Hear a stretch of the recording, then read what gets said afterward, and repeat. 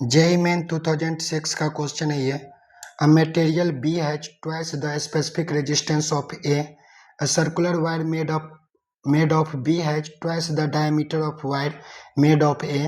Then for the two wires to have the same resistance the ratio l B upon l A of their respective length must be. तो मेरे से question में बोला गया कि हमारे पास दो वायर है जो कि ए और बी नाम के मटेरियल से बना है।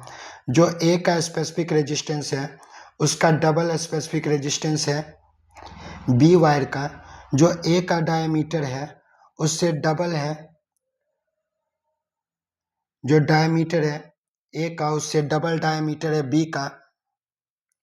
और जो रेजिस्टेंस है दोनों वायर का वो सेम दिया हुआ है कि जो जितना ए का रेजिस्टेंस है उतना ही बी का भी रेजिस्टेंस है। तो मेरे से पूछा गया कि अगर दोनों का रेजिस्टेंस सेम है, इस कंडीशन में ए का लेंथ और बी के लेंथ का रेशियो क्या होगा। तो हम दोनों के रेजिस्टेंस को इक्वल करें, r a equal to r b. तो जो ए का रेजिस्टेंस आएगा वो आएगा rho into l a upon area.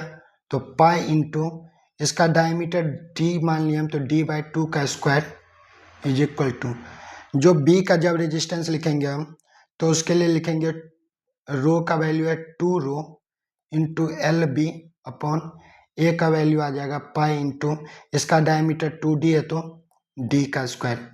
यहाँ से l B upon l A का वैल्यू आ जाएगा हमारे पास 4/2 यानी कि 2 के बराबर। तो हमारा आंसर हो जाएगा 2।